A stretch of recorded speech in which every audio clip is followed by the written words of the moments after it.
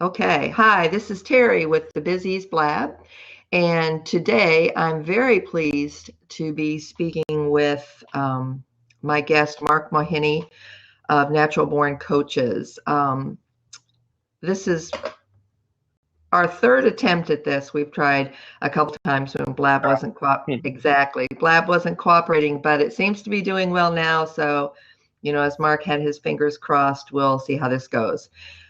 First, I'm going to tell you a little bit about Marc. MarcMawhinney is on a mission to help coaches build stronger businesses.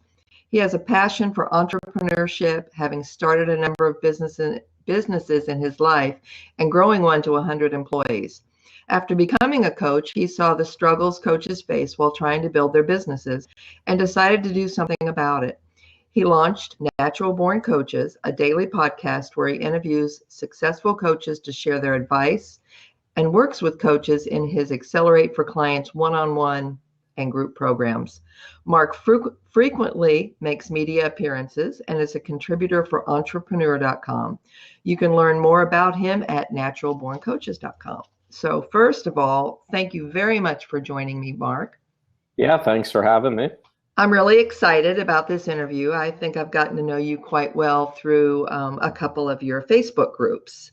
So I really thought you'd be a great guest for the BizEase Blab. So I guess the first thing I'd like to do is ask you about your background. How did you get into coaching? Why do you do what you do? And first, I'll mention that I guess this is to talk you up. When I recently added admin to the Facebook group, The Coaching Jungle, I thought, who can I bring on board that I trust and is on the ball and stuff like that? And you came to mind right away because you're, I hate to say a stickler for the rules because that sounds bad, but you know the rules and stuff. And you're on the ball sounds better than stickler for the rules. So we'll go with that. Thank you. Thank you I know the pay isn't great where there's no pay. But that's okay. You can die a happy woman. You're an admin in the I'm enforcing rules, so I'm happy. Yeah, that's right. My background, to make a long story short, it's real estate. I got started in real estate when I was 21 years old and did that throughout my 20s. I had phone up to my ear nonstop and had a lot of fun building up a real estate business and worked a lot of hours and went through had a lot of success through that time and really ramped up and grew and had offices and lots of employees and all that stuff. But I also had my fair share of struggles. I had not one but two business closures over the years with it. So really coaching came out of the ashes of real estate where I thought, I'm done. I'm not even enjoying real estate now. No offense to anyone who's in real estate because I know people love it. But for me, I thought if I'm selling real estate at 70, just shoot me. Just take me out back and it's over. So I was done. I was kind of burnt out from real estate. I'd done it. It was the only thing I'd really done as an adult, right out of university. It was all just real estate. And I felt kind of pigeonholed too, as being a real estate guy. So I was held back to my feet by several coaches, mentors. And the personal development was always a big part of my life. I just never thought of doing it as part of an actual business, right, or a career, even though I'd been coaching really for years unofficially in real estate. So that's what led me into coaching is when I got back on my feet and made a comeback, I thought I'd really love to help other people. And I really enjoy coaching. And that's where it came from. Oh, that's interesting. Let me see. I know you mentioned one time about how you went for years without a coach and then crap hit the fan and came crashing down. And so you really do get the value of having a coach.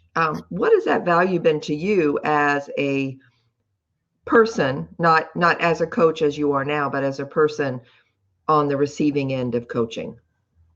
Well, I do much better when I have a coach. So for many years in my 20s, I had people approaching me and coaching back then. I'm talking like it was a long time ago, but I got started in real estate back in 2000. So early 2000s coaching wasn't where it's at today, right? And I had people approaching me, asking me if I wanted to be coached. And I thought, I'm doing awesome. I'm doubling my growth every year. Why do I need a coach? And obviously I was humbled when everything happened, but you learn from your past. And I think if I'd had a coach, I would have kept things on the rails, or certainly had a better chance at it, because when you're trying to do everything by yourself, it's easy to get stuck in that kind of fog, right? And you can't see the forest from the trees. And that's exactly what happened to me. Is I had this lone wolf syndrome, where I thought, hey, I'm the entrepreneur. I can handle everything, where I've built it up from nothing, literally nothing, to this. I can handle it all myself. And that's a really bad way to think. So I still hire coaches nowadays for different things to help me. So when I'm working with a coach now, it's more a specific need, more so than, say, a life coach. I don't have a life coach, but if I need help with upping my webinar game, I've hired a coach for that, and my email marketing, have a coach on that end and stuff like that. So if it's a specific need, that's where I find that I'm usually hiring coaches nowadays. So what kind of help in general do you think coaches need, other than, some of the things that you've mentioned? Well, I just actually ran into this earlier this morning. I had one of my group coaching calls, and I work specifically with coaches. So I'm one of those people that get crapped on all the time, coaches who coach coaches.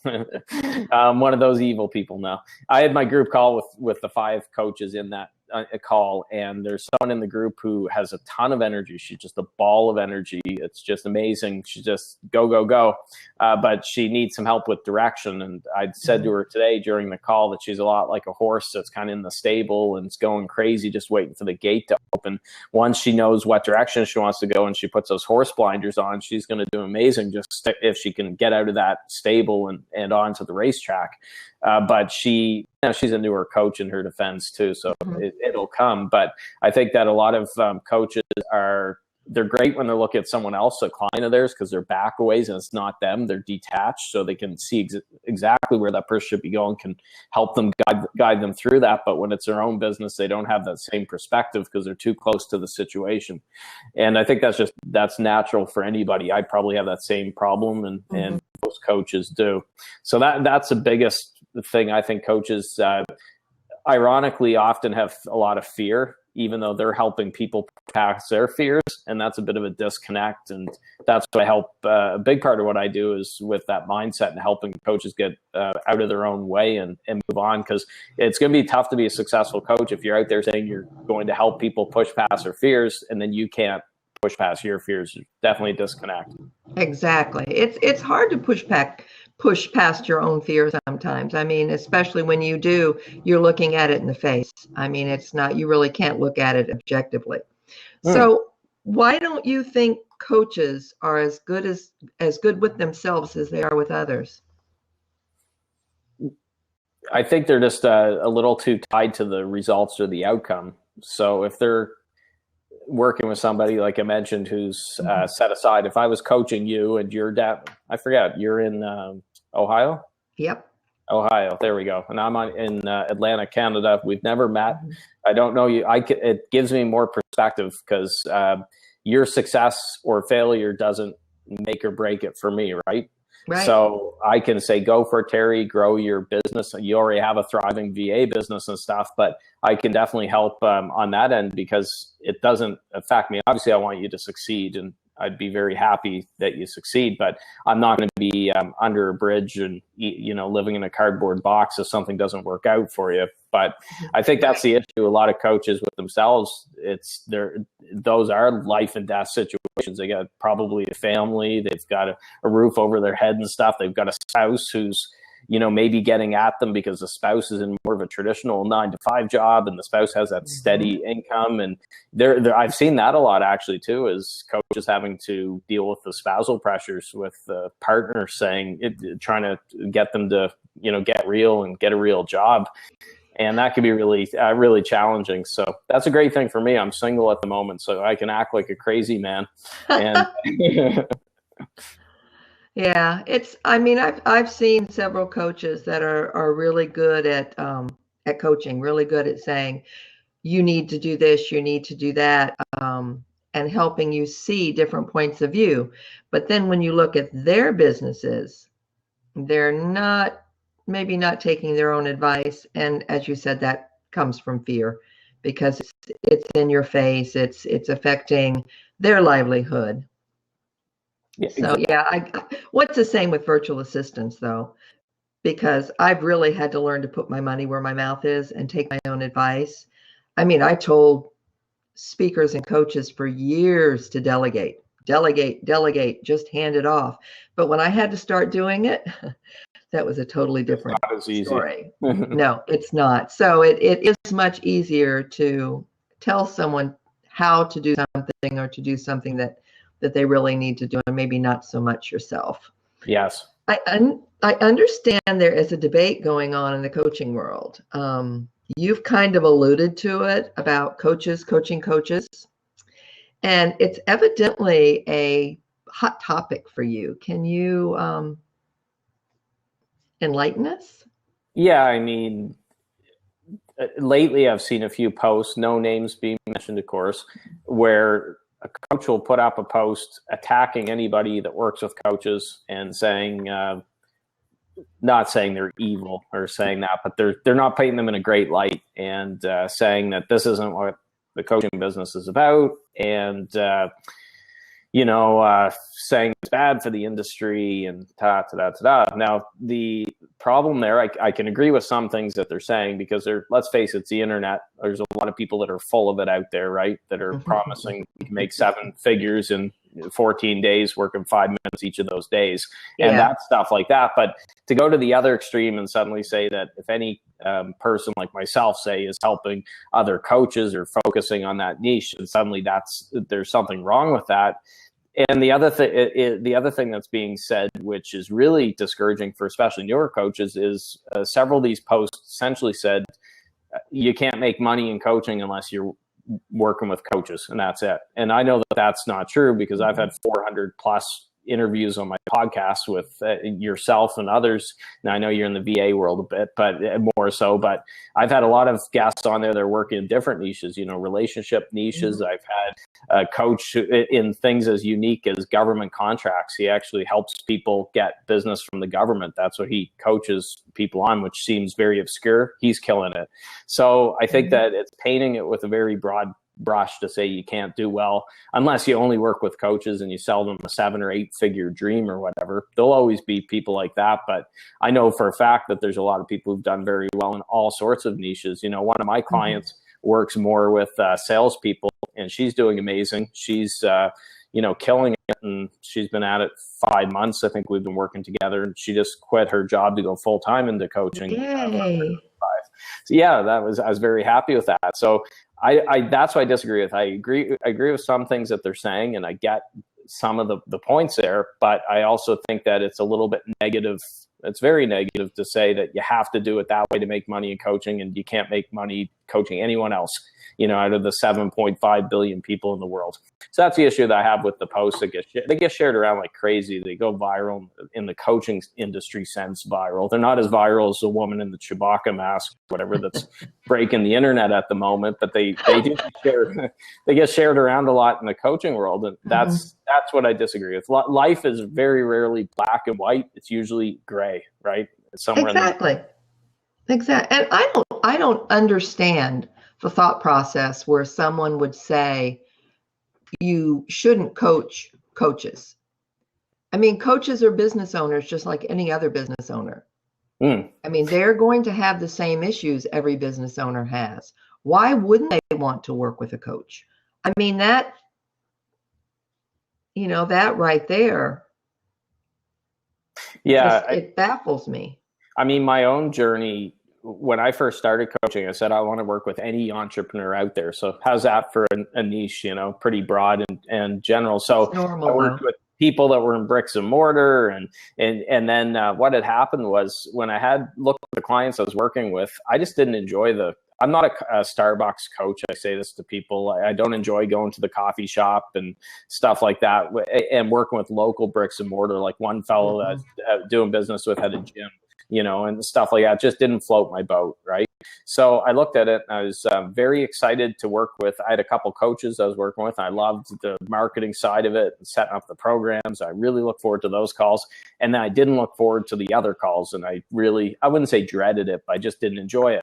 And I'm finally like, you know what, this is silly. I love one part of my business. I don't enjoy another part of my business as much. I'm just going to refer off anyone that comes to me that doesn't fit that bill. I'm going to just plant my flag in the ground and say, I want to help coaches, and that's who I'm working with. Hey, Jeremy. There's Jeremy DeMerchant on the line here. Hey, Jeremy. Yeah, familiar face or name. So that's where I said anyone else who comes to me. So I've had people come to me in a bricks and mortar, and I just refer them off. And I just actually referred somebody a few weeks ago that would have been an amazing client. A lot of people would have probably said, "Oh, I'll work with that person."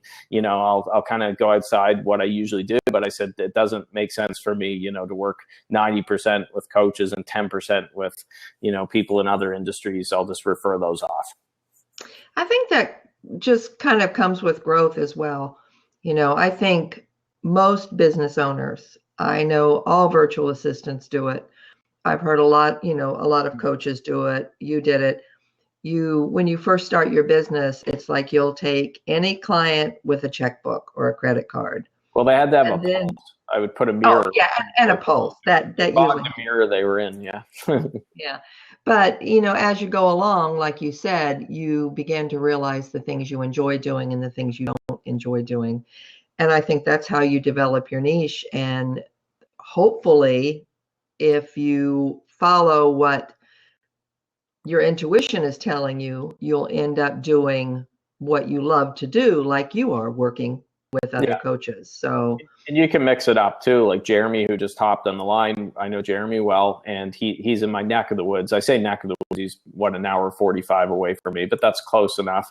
And he works closer than you are to me. Yeah, he does work with a lot of coaches, but he works with people like sales, the companies with their sales organizations and all that other stuff. Selling and sales is his thing. So he's kind of blended them, and you could do that as well. I just think that people should focus a little more on their own business instead of looking at other people that are doing well and thinking running them down, because that's just a lot of, I think, toxic negative energy. And what I found ironic, the person that shared the post, one of the posts was ran down coaches that were working with coaches, and then he said, "Oh, by the way, I have a book coming out tomorrow for coaches, and here's what it is," or something. And I'm not saying he had a big plan to promote the book that way, but I kind of laughed when I saw that. So I think you should focus more on your own business. If you're attacking people who are doing well and you're looking at, they're doing something wrong and it's not the right way to do it, then that's a lot of negative energy that could go into building your business and helping your clients. And that's all I meant. Yeah.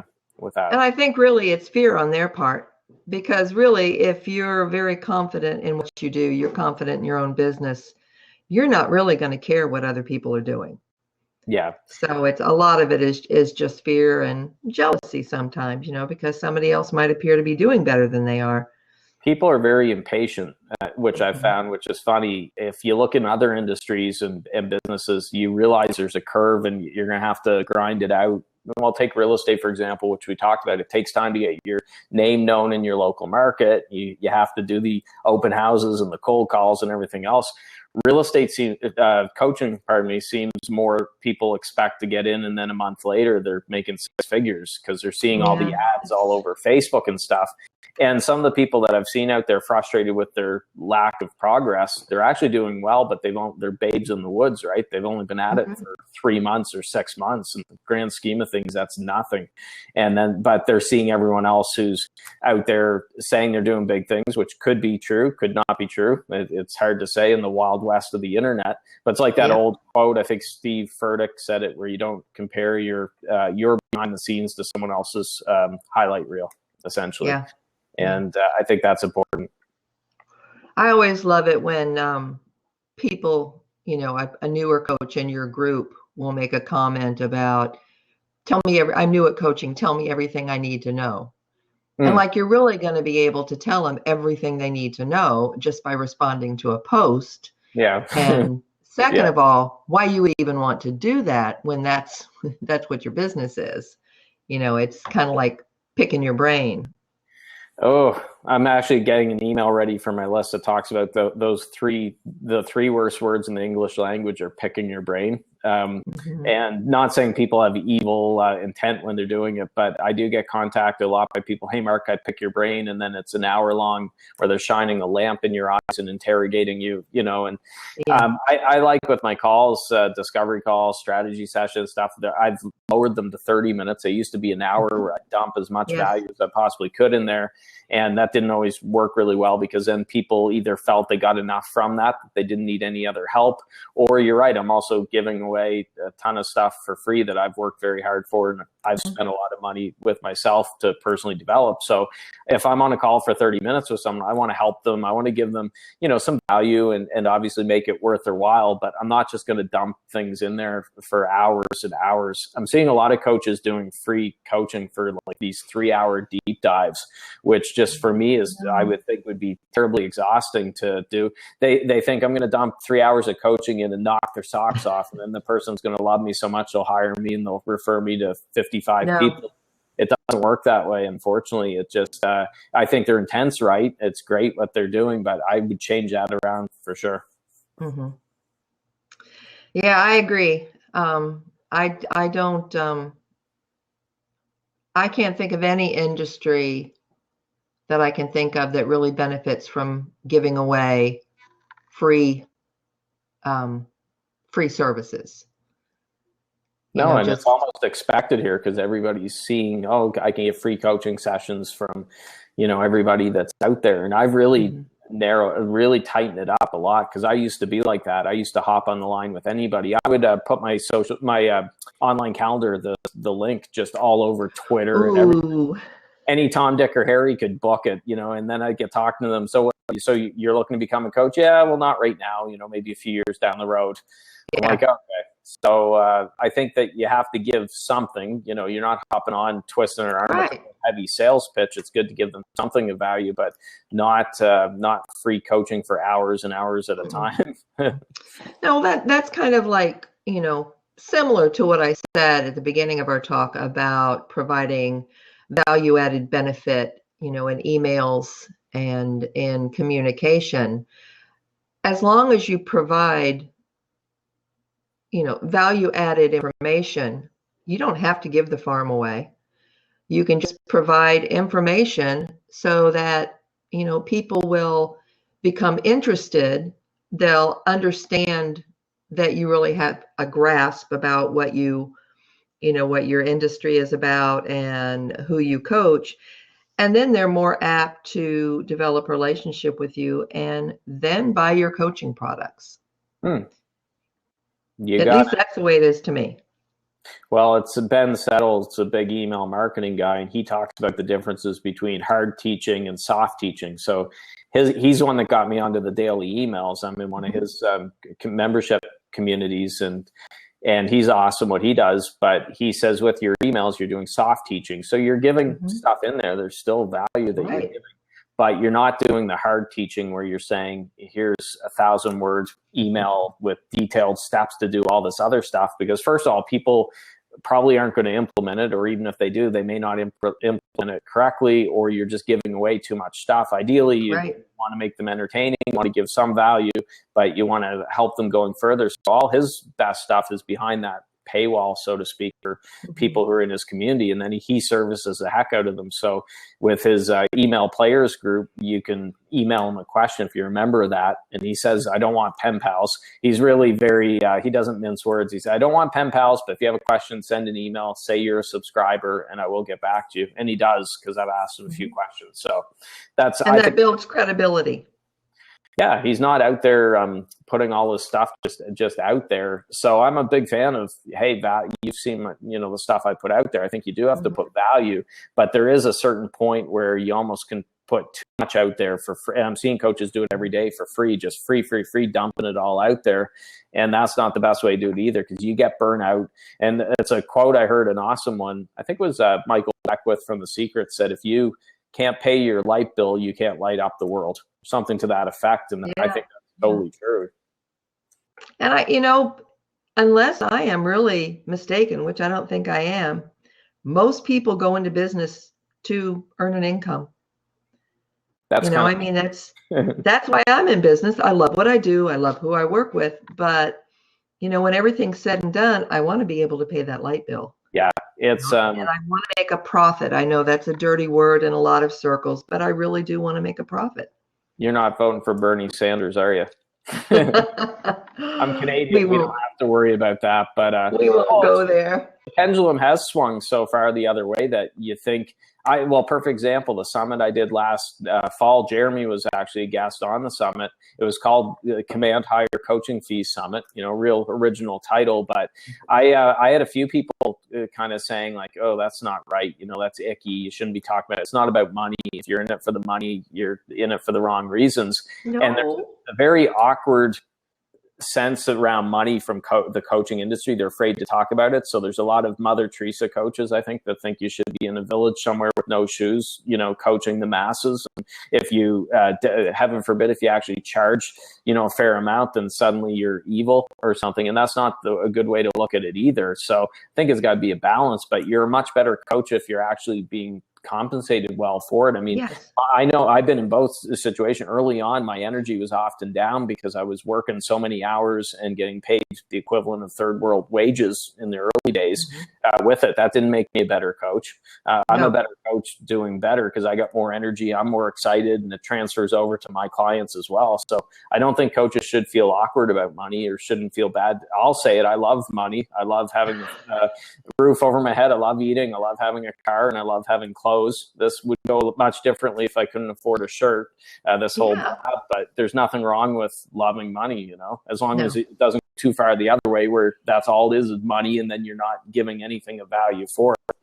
I think if you look really closely at those coaches or other business owners that are saying they're not in it for the money, they have a significant other who is making really, really good money, so they don't have to bring in an income. So it's very easy for them to say, I notice it in the VA world. It's very easy for them to say, oh, I just love helping people. I don't need to charge a high rate. Well, no, you don't, because your husband or your significant other is bringing in a really, really good wage that pays for everything and allows you to live the life that you want to live. Yeah, I saw it in my real estate days. You had a lot of the I hate to say it, but bored housewives, which really that loved looking at houses. That's true. Their husbands were working. Then I'm sure there were some bored husbands too that were doing it the other way. But they were just out doing the home tours, and they were eating the little sandwiches and shooting the breeze and stuff like that. Me, I was like 21, and I'm like, man, I'd really like to eat this week, so I'm going to work, hustle, and hit the phones and stuff. And it happens in any industry too. But yeah, I think that coaches shouldn't be afraid to admit, hey, we're in business. We're in business to make a profit, and that's not a bad thing. Mm-hmm. Yeah, that's really true. Now, I know we're really close to the end of the half hours, but I would like to ask you about, you have a podcast, a weekly podcast. Can you tell us just a little bit about that? Yeah. That's how I first met you. Yeah, it runs twice a week now. I was doing daily when Jeremy was on the show, and when you were on the show, it was daily. Mm-hmm. And that's a whole other interview we could do on why I changed that. I essentially changed it to twice a week because I was a hamster on a hamster wheel, and I couldn't get my book finished I want to write. And get really busy with clients. So I've scaled it back to twice a week, and I can still do what I want to do. So yeah, Natural Born Coaches. It's naturalborncoaches.com. As of today, there's 432 episodes, and the whole goal of the show is just having people on there that can help coaches. So the guests aren't necessarily coaches. Sometimes they're authors who've written a book that can really help coaches, or they're in something different. But as long as they can provide value to coaches, then that's who I want on the show. So it's been going since 2014, and that's been I'm a huge fan of podcasting. It was a big thing for my business to really get up to the next level. So I think podcasting is awesome for coaches. But yeah, if you have a couple hundred hours to spend, go check it out and listen to 400 and some episodes times 30 minutes each. Yeah, I know some of them are pretty good. I've listened to them, plus of course mine. So, but then I'm a little biased there. But I was gonna say we had a bad guest, Jeremy DeMerchant, but then he popped on the blab, so I can't. He's been on a few times. I can't say anything. No, you have to be nice. Yes. Since we are getting, we usually do about 30 minutes here. Why don't you tell us, one, where people can find you? like your website, your email address, and those types of things. And tell us, I know you have a coaching program that you are promoting. So if you'd like to put in a few words there, that would be great. Yeah, that's naturalborncoaches.com is the website. I just launched an online program, and it's an 8-week, 8 modules, and it's all online. You can do it at your own pace, but I put a lot of stuff in there. I actually trimmed stuff because I had too much in there and I didn't want to overwhelm people. So if you go to yourfirst5clients.com, that's that program, and it's all designed obviously to help newer coaches get those first 5 clients. Although the funny thing is, some of the people who've already invested in it are coaches that have been in it longer. We've got a coach that's been in it 5 years. Just she wants a little bit of a fresh start and stuff. So I could have called it your next 5 clients maybe, but because it can help newer coaches or ones that are a little more experienced. But yeah, yourfirst5clients.com is the website for that. And I have all the usual stuff, one-on-one and group programs as well, because I'm a fan of those things too. But I'm really big on that. Your first 5 clients right now. I'm in pitch mode for that program because I put a lot into it. I think it can help people. So if people want to email you or find you on social media, how do they find you? Well, MarcMawhinney, luckily, is a really rare name, Marc with a C. So just punch that in. But Facebook, so my big playground, that's where I am often. Or Marc at naturalborncoaches.com, Marc with a C. Can get me there. Okay. I'm trying to think if there's anything else. Is there anybody out there that has any specific questions for Marc? Hey to Sheila, too. We've got a couple Jungle members. Sheila Sutherland. Hello. Yeah, I put something in the message, but I didn't say anything. Let's see. Oh, thank you, Jeremy. He just put a link to your yeah, you can either spell out 5 or do the numeric. Either way you'll get there. Okay. Yeah. Thanks, Jeremy. Okay. Well, I'm really glad we got through this without Blab dying on us. I really wanted to do this interview with you. So I thank you very, very much for being my guest on today's Blab. And I just thank you very much. Yes. Well, thank you, Terry. We'll do it again soon. Absolutely. Great. Bye-bye. Thanks so much, Marc. Bye-bye.